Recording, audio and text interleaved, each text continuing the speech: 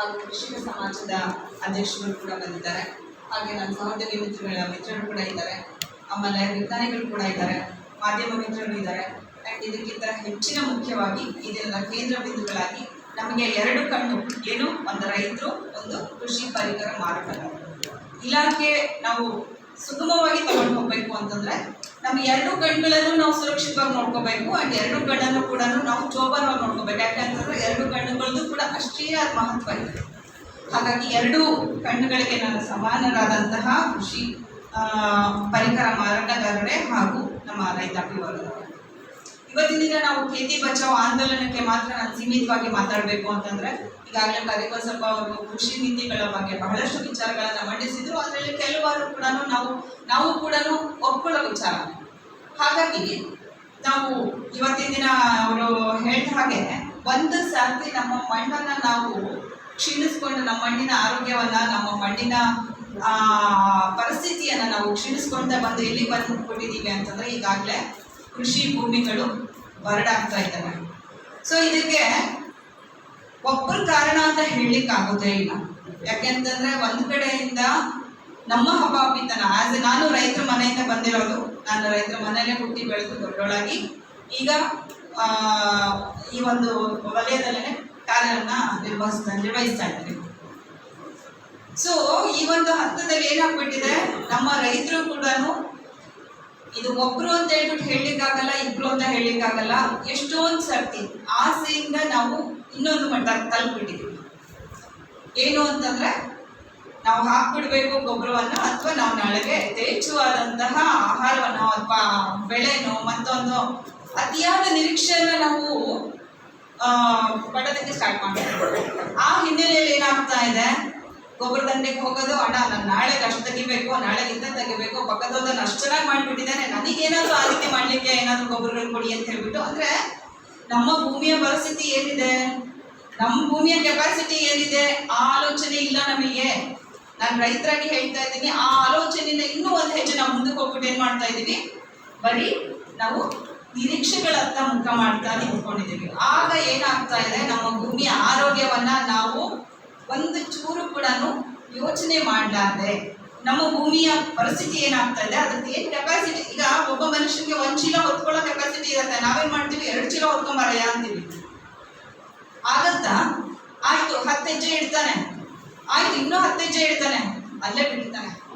ಹಂಗ ಪರಿಸ್ಥಿತಿ ನಮ್ಮ ಭೂಮಿಗಳದ್ದು ಆಗ್ಬಿಟ್ಟಿದೆ. ಹಾಗಾಗಿ ನಮ್ಮ ಭೂಮಿಗಳನ್ನ ನಾವು ಮತ್ತೆ ಅದನ್ನ ಚೈತನ್ಯ ಪಡಿಸ್ಬೇಕು ಅಂತಂದ್ರೆ ಈ ರೀತಿ ಯೋಜನೆಗಳಲ್ಲಿ ಇದು ಜಸ್ಟ್ ಅವೇರ್ನೆಸ್ ಕಾರ್ಯಕ್ರಮ. ಖೇತಿ ಬಚಾವ್ ಆಂದೋಲನ ಏನಿದೆಯಲ್ಲ, ಇದು ಈ ಒಂದು ತಿಂಗಳಲ್ಲಿ ಇರುವಂತಹ ಅವೇರ್ನೆಸ್ ಕಾರ್ಯಕ್ರಮ. ಈ ಅವೇರ್ನೆಸ್ ಕಾರ್ಯಕ್ರಮದಲ್ಲಿ ವಿಜ್ಞಾನಿಗಳಿಗೆ, KVK ವಿಜ್ಞಾನಿಯವರಿಗೆ ಹಾಗೂ ಇಲಾಖೆಯವರಿಗೆ ಕಾರ್ಯಕ್ರಮವನ್ನು ಕೊಟ್ಟು ಸಾಧ್ಯವಾದಷ್ಟು ಎಲ್ಲಾ ಕಾರ್ಯಕ್ರಮಗಳಲ್ಲೂ ಕೂಡ ಈ ಅವೇರ್ನೆಸ್ ಕಾರ್ಯಕ್ರಮವನ್ನ ಮೊದಲನೇ ಹಂತದಲ್ಲೇನೆ ನೀವು ಪ್ರಸ್ತಾಪ ಮಾಡಿ ಕಾರ್ಯಕ್ರಮವನ್ನ ಹಮ್ಮಿಕೊಂಡು ನಿಮ್ಮ ಮುಂದಿನ ಕಾರ್ಯಕ್ರಮಗಳನ್ನು ಮಾಡಿ ಅನ್ನುವಂಥದ್ದು ಕೇಂದ್ರ ಸರ್ಕಾರದ ಉದ್ದೇಶ ಹಾಗೂ ನಿರ್ದೇಶನ.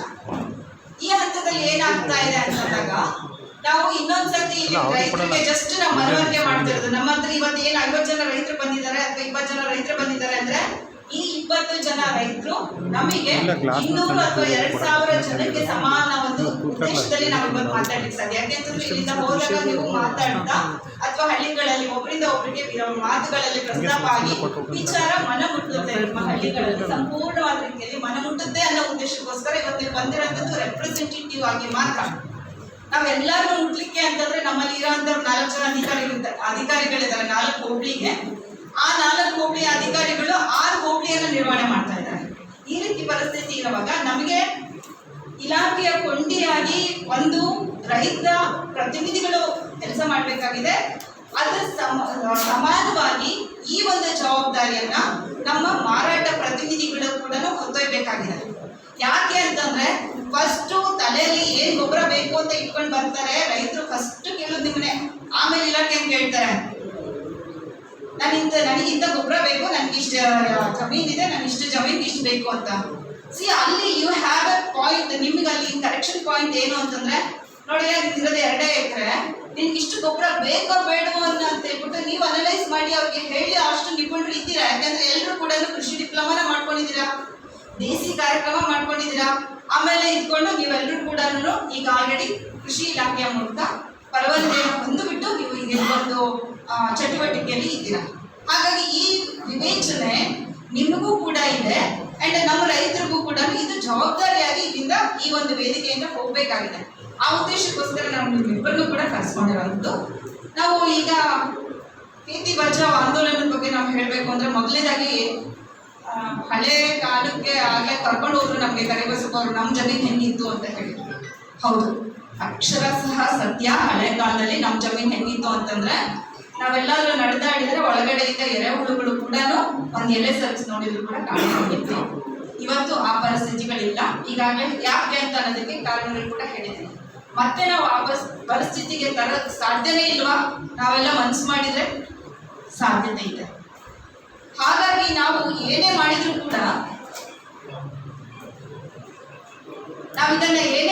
ಕೂಡ ನಮ್ಮ ಭೂಮಿಗಳಿಗೆ ನಾವು ರೈತರು ನಮಗೂ ಕೂಡ ಸುಸ್ಥಿರವಾದಂತಹ ಜೀವನ ಕಟ್ಕೊಳ್ಳೋದ್ರಲ್ಲಿ ತಪ್ಪು ಅಂತ ನಾವು ಹೇಳಲ್ಲ. ಕೂಡ ನಾವು ಹೇಳಕ್ಕೂ ಸಾಧ್ಯ ಇಲ್ಲ. ನಮಗೂ ಕೂಡ ಸುಸ್ಥಿರವಾದಂತಹ ಉತ್ಕೃಷ್ಟವಾದಂತಹ ಆರ್ಥಿಕ ಜೀವನ ಮಟ್ಟ ಬೇಕು. ಆದರೆ not on the cost of our soil health. ಅಂದ್ರೆ ನಮ್ಮ ಆ ಒಂದು ಮಣ್ಣಿನ ಆರೋಗ್ಯವನ್ನು ಕಳ್ಕೊಳ್ಳೋ ಒಂದು ಪ್ರಸಂಗ ಬಂದಾಗ ಬೇಡ. ಹಾಗಾಗಿ ಫಸ್ಟ್ ನಾವೇನ್ ಮಾಡ್ಬೇಕು, ನಮ್ಮ ಭೂಮಿಗಳಿಗೆ ಏನಿದ್ರು ಕೂಡ ಸಾವಯವ ಅಂತ ನಾವು ಅಟ್ಲೀಸ್ಟ್ ಇನ್ನು ಮುಂದೆ ಅದು ಮುಖ ಮಾಡಬೇಕು. ಯೋಚನೆ ಮಾಡಿ, ಹಳ್ಳಿಗಳಲ್ಲಿ ಪ್ರತಿಯೊಂದು ಹಳ್ಳಿಗಳಲ್ಲೂ ಕೂಡ ಮನೆಗೆ ಒಂದೇ ಎರಡು ಹಸುಗಳಂತೂ ಇರ್ತಿದ್ವು. ಅವ್ರು ಡೈರಿ ಮಾಡೋದು ಬೇಡ ರೀ, ಡೈರಿ ಮಾಡೋದು ಬೇಡ. ಮನೆ ಒಂದು ಎರಡು ಹಸುಗಳು ಏನಕ್ಕೆ ಇರ್ತಿತ್ತು, ಅವ್ರ ಮನೆ ಬಳಕೆಗೆ ಬೇಕಾದಂತಹ ಹೈನಿಗೆ ಜೊತೆಗೆ ಅದರಿಂದ ಬರಂತಹ ಗೊಬ್ಬರವನ್ನ ವರ್ಷಕ್ಕೊಮ್ಮೆನ 2 ವರ್ಷಕ್ಕೊಮ್ಮೆನ 3 ವರ್ಷಕ್ಕೊಮ್ಮೆನ ಗೊಬ್ಬರಕ್ಕೆ ಸಾಕಾಗ್ತಿತ್ತು. ಆದ್ರೆ ಇವತ್ತಿನ ದಿನ ಏನಾಗಿದೆ, ನಮ್ಮ ಪರಿಸ್ಥಿತಿ ಎಲ್ಲಿ ಬಂದು ಮುಟ್ಟಿದೆ ಅಂತಂದ್ರೆ ಹಸು ಒಂದೆರಡು ಹಸು ಇಟ್ಕೊಂಡು ಇಡೀ ದಿನವೆಲ್ಲ ಅದ್ರ ಚಾಕ್ರಿ ಯಾರು ಮಾಡ್ತಾರೆ, ಬೇಡಪ್ಪ ಅರ್ಧ ಲೀಟ್ರ್ 1 ಲೀಟ್ರ್ ನಮ್ಮ ಮನೆ ಬಾಗಿಲಿಗೂ ಕೂಡ ಡೈಲಿ ಹಾಲು ಬರುತ್ತೆ, ನಾವು ತಂದ್ಕೊಂಡು ಕುಡಿದು ಬಿಡೋಣ ಅನ್ನೋ ಪರಿಸ್ಥಿತಿ ಮುಟ್ಟಿದೆ. ಎಲ್ಲ ಸಂಪತ್ತನ್ನ ನಾವು ವಾಪಸ್ ತಂದುಕೊಳ್ಳಲ್ವೋ ಅಲ್ಲಿವರೆಗೂ ಈ ಸಾವಯವ ಕೃಷಿ ಅಂತ ಹೇಳಿದ್ರೆ ಬರೀ ಆ ಒಂದು ಹೇಳಿಕೆಯ ಮಾತಾಗತ್ತೆ, ಅಥವಾ ಭಾಷಣಕ್ಕೆ ಸೀಮಿತ ಆಗತ್ತೆ, ಅಥವಾ ನಾವೇನ್ ಇವಾಗ ಚರ್ಚೆ ಮಾಡ್ತಿದೀವಲ್ಲ ಚರ್ಚಾಗೋಷ್ಠಿ, ಈ ಒಂದು ಹಾಲಿಗೆ ಸೀಮಿತ ಆಗುತ್ತೆ. ಎಲ್ಲಿವರೆಗೂ ನಮ್ಮ ಮನೆಗಳಲ್ಲಿ ನಾವು ಜಾನುವಾರು ಸಂಪತ್ತನ್ನ ವಾಪಸ್ ತಂದುಕೊಳ್ಳಲ್ವೋ ಅಲ್ಲಿವರೆಗೂ ನಾವು ಆರೋಗ್ಯ ಕೃಷಿಯಾಗಿ ನಮ್ಮ ಭೂಮಿಯ ಆರೋಗ್ಯವನ್ನ ಮತ್ತೆ ರಿಪೀಟ್ ಮಾಡಿ ಸುಧಾರಿಸಲಿಕ್ಕೆ ಸಾಧ್ಯ ಇಲ್ಲ. ಹಾಗಾಗಿ ಫಸ್ಟ್ ನಾವು ಆ ಪ್ರಯತ್ನವನ್ನ ಮಾಡಬೇಕು. ಆಗ ಮಾತ್ರ ನಮಗೆ ಸಾವಯವ ಗೊಬ್ಬರಗಳ ಬಳಕೆಗೆ ಅವಕಾಶಗಳಾಗುತ್ತೆ. ಆಗ ಮಾತ್ರ ನಮಗೆ ಹಾಕ್ಲಿಕ್ಕಾಗತ್ತೆ. ನಿಮ್ಗೆ ಗೊತ್ತಿರೋ ಹಾಗೆ ಇವಾಗ ಕೊಟ್ಟಿಗೆ ಗೊಬ್ಬರದ ರೇಟ್ ಎಷ್ಟಿದೆ? ಒಂದು ಟ್ರ್ಯಾಕ್ಟರ್ ಲೋಡ್ ಅಥವಾ ಟಿಪ್ಪರ್ ಲೋಡ್ ಅಂತಾನೆ ಆಗೋಗಿದೆ. ಎಲ್ಲೋ ನಿಮಗೆ ಪರಿಚಯದ ಹತ್ರ ಮಾತ್ರ 8,000 ಸಿಗ್ತಾ ಇದೆ. ನನಗೂ ಕೂಡ ಗೊತ್ತು, ನಾನು ಹಾಕ್ಸಿದ್ದೀನಿ. ಯೋಚನೆ ಮಾಡಿ, 8-10 ಸಾವಿರಕ್ಕೆ ಬರೀ ಒಂದಿಷ್ಟು ಮಾತ್ರ ಗೊಬ್ಬರ, ಅದರಲ್ಲಿ ಅರ್ಧ ಬರೀ ಕಸ ಇರುತ್ತೆ, ಆ ಕಸಕ್ಕೆ ನಾವು ದುಡ್ಡು ಕಾಸು ಕೊಟ್ಬಿಟ್ಟು ತಗೊಂಬಂದು ಹಾಕುವಂತ ಪ್ರಸಂಗ. ಅದನ್ನ ಯಾಕೆ ನಾವೇ ಮಾಡ್ಕೊಳ್ಬಾರ್ದು? ಯಾಕೆ ನಾವು ವಾಪಸ್ ಮತ್ತೆ ನಾವು ಡೈರಿ ಪ್ಯಾಕೆಟ್ ಅನ್ನ ಬೇಡಪ್ಪ, ನಮ್ಮನೆ ಹಾಲಿಗೆ ನಿಮ್ಗೆ ಗೊತ್ತಿರುತ್ತೆ ಡೈರಿ ಪ್ಯಾಕೆಟ್ಗೆ ಏನೆಲ್ಲ ಮಿಕ್ಸ್ ಆಗಿ ಏನೆಲ್ಲ ಆಗ್ತದೆ. ಅಡಲ್ಟ್ರೇಷನ್ ಅಂತ ಬಂದಾಗ ಅದು ಬೇರೆ ಸಬ್ಜೆಕ್ಟ್, ಮತ್ತೆ ಅದು ಮಾತಾಡಿದ್ರೆ ಒಂದು ಇದೆಲ್ಲ ಹೋಗುತ್ತೆ. ಹಾಗಾಗಿ ಆ ವಿಚಾರ ನಾವು ತಗೊಳ್ಳೋದು ಬೇಡ. ನಾವು ಒಳ್ಳೆಯ ಪ್ಯೂರ್ ಉತ್ಕೃಷ್ಟವಾದಂತಹ ನಮ್ಮ ಮಕ್ಕಳಿಗೆ, ನಮ್ಮ ಮನೆ ಮಂದಿಗೆ ಯಾಕೆ ನಾವು ಆ ಒಂದು ಜೆನ್ಯೂನ್ ಆಗಿರುವಂತಹ ಪ್ಯೂರ್ ಆಗಿರುವಂತಹ ಅಮೃತವನ್ನ ಉಳಿಸೋದ್ರ ಕಡೆ ಯೋಚನೆ ಮಾಡ್ತಾ ಇಲ್ಲ? ಸೊ ಇದು ಪ್ರಶ್ನೆ. ಈ ಪ್ರಶ್ನೆಯನ್ನ ದಯವಿಟ್ಟು ನೀವೆಲ್ಲರೂ ಕೂಡ ಮನಸ್ಸಲ್ಲಿ ಇಟ್ಕೊಂಡು ಹೋಗ್ಬೇಕು. ಇದಕ್ಕೆ ನೀವು ಯೋಚನೆ ಮಾಡಿದಾಗ ಮಾತ್ರ ನಮ್ಮ ಭೂಮಿ ಸುಧಾರಣೆ ಕಡೆಗೆ ಸಾಧ್ಯ. ಇನ್ನು ಇಷ್ಟೇ ಅಲ್ಲ, ಕೊಟ್ಟಿಗೆ ಗೊಬ್ಬರ ಮಾತ್ರ ಉತ್ತರ ಅಲ್ಲ. ನಮ್ಮ ಭೂಮಿ ಸುಧಾರಣೆ ಆಗ್ಬೇಕು ಅಂತಂದ್ರೆ ನಾವು ಈಗಾಗಲೇ ಜೈವಿಕ ಗೊಬ್ಬರಗಳ ಬಳಕೆಯನ್ನು ಕೂಡ ಮಾಡ್ತಾ ಇದ್ದೀವಿ. ಏನಿದು ಜೈವಿಕ ಗೊಬ್ಬರಗಳು ಅಂತಂದ್ರೆ, ಒಂದು ಸೂಕ್ಷ್ಮಾಣುಜೀವಿ ನಮ್ಮ ಭೂಮಿಗಳು ಇವತ್ತಿನ ದಿನಕ್ಕೆ ಈಗಲೂ ಕೂಡ ಜೀವಂತವಾಗಿ ಇದೆ, ಆದ್ರೆ ಸತ್ತೋಗ್ಲೋ ಬದುಕ್ಲೋ ಅನ್ನೋ ಹಂತದಲ್ಲಿದೆ.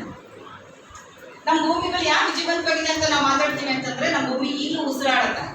ನಮ್ಮ ಭೂಮಿ ಉಸಿರಾಡಿದಾಗ ಮಾತ್ರ ಬೆಳೆಗಳು ಬೆಳೆಯಲಿಕ್ಕೆ ಸಾಧ್ಯ, ಬೇರುಗಳು ಒಳಗೆ ಇಳಿಯೋದಕ್ಕೆ ಸಾಧ್ಯ, ನಮಗೆ ಬೆಳೆ ಸಿಗೋದಕ್ಕೆ ಸಾಧ್ಯ. ಹಾಗಾಗಿ ಈ ಭೂಮಿಯನ್ನ ನಾವು ಉಸಿರಾಡ್ತಾ ಇದೆ ಅಂತ ಹೇಳ್ತೀವಿ, ಜೀವಂತವಾಗಿದೆ ಅಂತ ಹೇಳ್ತೀವಿ ಅಂತಂದ್ರೆ ಒಳಗಡೆಗೆ ಕೋಟಿ ಜೀವಿಗಳು, ಸೂಕ್ಷ್ಮಾಣು ಜೀವಿಗಳು ಬದುಕಿದ್ದಾಗ ಮಾತ್ರ. ಈ ಸೂಕ್ಷ್ಮಾಣು ಜೀವಿಗಳಲ್ಲಿ ಒಂದಾದಂತಹ ಏನು ಫಾಸ್ಫರಸ್ ಸಾಲ್ಯುಬಲೈಸಿಂಗ್ ಬ್ಯಾಕ್ಟೀರಿಯಾ ಅಂತ ಹೇಳ್ತೀವಲ್ಲ ನಾವು, ರಂಜಕ ಕರಗಿಸುವ ಬ್ಯಾಕ್ಟೀರಿಯಾ, ಅದು ಕೂಡ ಒಂದು ಬ್ಯಾಕ್ಟೀರಿಯಾನ ಐಸೋಲೇಟ್ ಮಾಡಿ ಅದನ್ನ ಈಗ ನಾವು ವಿತರಣೆ ಮಾಡ್ತಾ ಇದ್ದೀವಿ. ಯಾಕೆ ವಿತರಣೆ ಮಾಡ್ತಾ ಇದ್ದೀವಿ? ಈ ರಸಗೊಬ್ಬರ ಬಳಕೆಯನ್ನ ನಾವು ಕಡಿತಗೊಳಿಸ್ಲಿಕ್ಕೋಸ್ಕರ. ಯಾಕೆ ಕಡಿತಗೊಳಿಸ್ಬೇಕು? ಈಗಾಗಲೇ ನಮ್ಮ ಭೂಮಿಗಳಲ್ಲಿ, ಗಲಾಟೆ ಮಾಡ್ಬೇಡಿ ಇವರೇ, ಈಗಾಗಲೇ ನಮ್ಮ ಭೂಮಿಗಳಲ್ಲಿ ಸಾಕಷ್ಟು ಪ್ರಮಾಣದ ರಸಗೊಬ್ಬರಗಳನ್ನ ಹಾಕಿ ಹೇರ್ಬಿಟ್ಟಿದ್ದೀವಿ. ಆ ಹೇರಿನಂತಹ ರಸಗೊಬ್ಬರಗಳು ಏನಾಗಿದೆ, ಹೋಗುವಷ್ಟೆಲ್ಲ ಹಳ್ಳ ಕೊಳ್ಳಗಳು ಸೇರಿದೆ, ಅದು ವಾಪಸ್ ನಮ್ಗೆ ಬಂದು ಸೇರ್ಕೊಂಡಿದೆ, ನಮ್ಮ ಮೈಗಳಿಗೆ ಬಂದು ಸೇರ್ಕೊಂಡಿದೆ. ಇನ್ನು ಉಳಿದಂತಹ ರಂಜಕದ ಅಂಶ ಏನು ಉಳ್ಕೊಂಡಿದೆ ಅದು ಸ್ಥಿರವಲ್ಲದ, ಅಂದ್ರೆ ಲಭ್ಯವಲ್ಲದ ರೂಪದಲ್ಲಿ ಉಳ್ಕೊಂಡಿದೆ. ಅದು ಭೂಮಿಗೆ, ನಮ್ಮ ಗಿಡಗಳಿಗೆ ಲಭ್ಯ ಆಗ್ತಾ ಇಲ್ಲ. ಆ ರಂಜಕವನ್ನ ನಾವು ಲಭ್ಯವಲ್ಲದ ರೂಪದಿಂದ ಬೆಳೆಗಳಿಗೆ ಲಭ್ಯವಾಗುವ ರೂಪಕ್ಕೆ ತಗೋಬರ್ಬೇಕು ಅಂತಂದ್ರೆ ಈ ಒಂದು ಸೂಕ್ಷ್ಮಾಣು ಜೀವಿಯ ಕೆಲಸ ಬಹಳ ಇಂಪಾರ್ಟೆಂಟ್ ಇರುತ್ತೆ. ಹಾಗಾಗಿ ಇದೊಂದು ಎಕ್ಸಾಂಪಲ್, ನಾನು ಉದಾಹರಣೆ ಹೇಳ್ತೀನಿ. ಈ ರೀತಿ ರೈಸೋಬಿಯಂ ಅನ್ನುವಂತಹ ಒಂದು ಸೂಕ್ಷ್ಮಾಣು ಜೀವಿ ಇದೆ. ಅದಕ್ಕೂ ಕೂಡ ನಾವು ಜೈವಿಕ ಗೊಬ್ಬರಗಳು ಅಂತಾನೆ ಕರಿತೀವಿ. ಯಾಕೆ ನಾವು ಇದನ್ನೆಲ್ಲ ಬಳಕೆ ಮಾಡಲ್ಲ? ಯಾಕೆ ಅಂತಂದ್ರೆ ನಾವು 2 ವರ್ಷಕ್ಕೊಂದ್ಸರಿನಾದ್ರೂ ಕೊಟ್ಟಿಗೆ ಗೊಬ್ಬರ ಹಾಕಬೇಕು. ಕೊಟ್ಟಿಗೆ ಗೊಬ್ಬರ ಜೊತೆ ಇದನ್ನ ಹೆಚ್ಚಾಗಿ ನಾವು ಮಿಕ್ಸ್ ಮಾಡ್ಕೊಂಡು ಹಾಕುವಂಥದ್ದು ಒಂದು ರೂಢಿಗತ ಆಗಿರುವಂಥದ್ದು. ಕೊಟ್ಟಿಗೆ ಗೊಬ್ಬರನೂ ಹಾಕ್ತಾ ಇಲ್ಲ, ಸೂಕ್ಷ್ಮಾಣು ಜೀವಿಯನ್ನು ಕೂಡ ನಾವು ಮರೆತು ಬಿಟ್ಟಿದ್ದೀವಿ. ಆ ಉದ್ದೇಶಕ್ಕೋಸ್ಕರ ನೋಡಿ, ಸಾವಯವ ಎಲ್ಲಿಂದ ಎಲ್ಲಿಗೆ ಬಂತು. ಕೊಟ್ಟಿಗೆ ಗೊಬ್ಬರ ಜೊತೆಗೆ ಸೂಕ್ಷ್ಮಾಣು ಜೀವಿಗಳನ್ನು ಕೂಡ ನಾವು ಭೂಮಿಗೆ ದೊಡ್ಡ ಸುಮ್ಮನೆ ಸುತ್ತಾ ಇದ್ದೀವಿ. ಅಷ್ಟೇ ಅಲ್ಲ, ನಾವು ಇವತ್ತಿನ ದಿನಕ್ಕೆ ಯಾಕೆ ನಾವು ದ್ವಿದಳ ಧಾನ್ಯಗಳನ್ನ ಬೆಳೀತಾ ಇಲ್ಲ? ನಾವೆಲ್ಲರೂ ಕೂಡ ಎಷ್ಟು ಕಮರ್ಷಿಯಲ್ ಆಗಿದ್ದೀವಿ. ಯೋಚನೆ ಮಾಡಿ, ನಮ್ಮ ಭೂಮಿಯಿಂದ ಬರೀ ನಾವು ನಿರೀಕ್ಷಣೆ ಇಟ್ಕೊಂಡು ನಾವು ಈಗ ಹೋದ್ವಿ ಅಂತಂದ್ರೆ ಆ ಭೂಮಿಯನ್ನ ನಾವು ಹೇಗ್ರಿ ಸುಧಾರಿಸೋದಕ್ಕೆ ಸಾಧ್ಯ? ಆ ಭೂಮಿಗೆ ನಾವು ಏಕಬೆಳೆ ಪದ್ಧತಿ, ಬೆಳೆಗಳನ್ನ ಬೆಳ್ಕೊಂತ ಹೋಗ್ಬಿಟ್ವಿ ಅಂತಂದ್ರೆ ಏನು ಸಿಕ್ಕಲ್ಲ. ಯಾಕಂದ್ರೆ ಈ ಮೆಕ್ಕೆಜೋಳ ಅಥವಾ ಈ ರೀತಿ ಬೆಳೆಗಳೇನಿದೆಯಲ್ಲ, ಏಕ ಧಾನ್ಯ ಬೆಳೆಗಳು ಹೆಚ್ಚಿನ ಪ್ರಮಾಣದ ಭೂಮಿಯ ಪೋಷಕಾಂಶಗಳನ್ನ ಹೇಳ್ಕೊಂಡ್ಬಿಟ್ಟು ಅದು ಬೆಳೆಯನ್ನ ಕೊಡುತ್ತೆ. ಆದ್ರೆ ವಾಪಸ್ ನಮ್ಮ ಭೂಮಿಗೆ ಏನನ್ನೂ ಕೊಡೋದಿಲ್ಲ. ಯಾಕೆ ನಾವು ಹೆಸರು ಹಾಕಲ್ಲ? ಯಾಕೆ ನಾವು ಉದ್ದ ಹಾಕಲ್ಲ? ಯಾಕೆ ನಾವು ಹುರುಳಿ ಹಾಕಲ್ಲ? ಯಾಕೆ ನಾವು ತೊಗರಿ ಹಾಕಲ್ಲ? ಯಾಕೆ ನಾವು ಸೋಯಾಬೀನ್ ಹಾಕಲ್ಲ?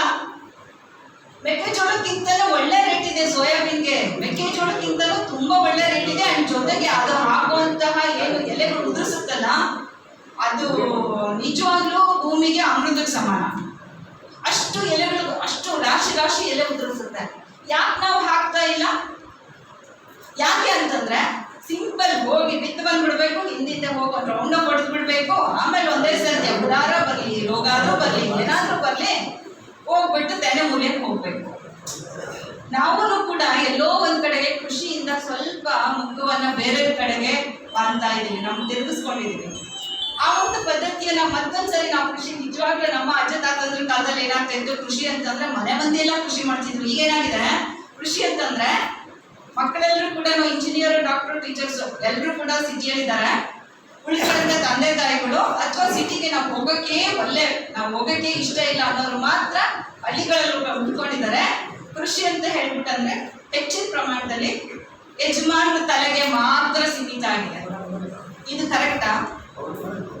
ಹಾಗಾಗಿ ನಾವು ಒಂದ್ಸರಿ ಯೋಚನೆ ಮಾಡ್ಬೇಕು. ಈ ಕೃಷಿ ಅಂತ ಅಂದ್ಕೊಳ್ಳೆ ಇಲ್ಲ, ಇದನ್ನ ನಾವೆಲ್ಲರೂ ಕೂಡ ಇದೆಲ್ಲ ಮೇಲೆ ಒತ್ತಾಕ ಮಾತ್ರ. ಮನೆ ಮಂದಿ ಎಲ್ಲರೂ ಕೂಡ ಕೃಷಿ ಮಾಡ್ತಾ ಇದ್ದ ಕಾಲಕ್ಕೆ ಅವಲಂಬನೆ ಇರ್ಲಿಲ್ಲ, ಗೊಬ್ಬರ ಹೊರಗಡೆಯಿಂದ ತರ್ತಿರ್ಲಿಲ್ಲ, ಬೀಜನೂ ಕೂಡ ಅಷ್ಟೇನೆ ಈ ವರ್ಷದ ಬೀಜ ಮುಂದಿನ ವರ್ಷಕ್ಕೆ ಸಂಗ್ರಹಣೆ ಮಾಡ್ಕೋತಾ ಇದ್ವಿ.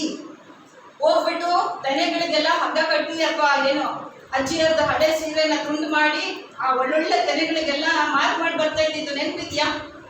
ನನಗಂತೂ ನೆನಪಿದೆ, ಯಾಕಂದ್ರೆ ನಾನು ಅದ್ರ ಜೊತೆಗೇನೆ ಬೆಳೆದಿರೋಂಥದ್ದು.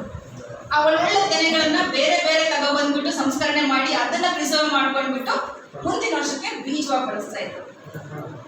ಇವಾಗ ಪ್ರತಿಯೊಂದು ಕಡೆನೂ ಕೂಡ ನಾವು ರೈತರು ಅವಲಂಬನೆ ಅಂತ ಹೋಗ್ತಾ ಇದೀವಿ. ಆ ಅವಲಂಬನೆ ಅಂತ ಹೋಗ್ತಾ ಏನಾಗ್ತಾ ಇದೆ, ಹೈಬ್ರಿಡ್ಗಳು ಕೂಡ ಬಂತು. ಆ ಹೈಬ್ರಿಡ್ಗಳು ಏನಾಯ್ತು, ಹಾಕಿದ ಕೂಡಲೇ ಇಮಿಡಿಯೇಟ್ ಆಗಿ ನಮಗೆ ಹೆಚ್ಚಿನ ಪ್ರಮಾಣದ ಗೊಬ್ಬರ ಬೇಕು, ಹೆಚ್ಚಿನ ಪ್ರಮಾಣದ ನ್ಯೂಟ್ರಿಯೆಂಟ್ಸ್ ಬೇಕು ಅಂತ ಡಿಮ್ಯಾಂಡ್ ಮಾಡ್ತವೆ. ಆಗೇನ್ ಮಾಡ್ತೀವಿ, ನಮ್ಮ ಭೂಮಿ ತಾಕತ್ ಕಳ್ಕೊಂಡಿರುತ್ತೆ, ತಗೊಬಂದ್ವಾ ಚೀಲ ಸುರಿದ್ವಾ. ಸೊ ಈ ಒಂದು ಕೃಷಿಯನ್ನ ನಾವು ಮತ್ತೆ ವಾಪಸ್ ಒಂದೇ ಸರಿ ತಗೊಂಡು ಹೋಗಕ್ ಸಾಧ್ಯ ಇಲ್ಲ.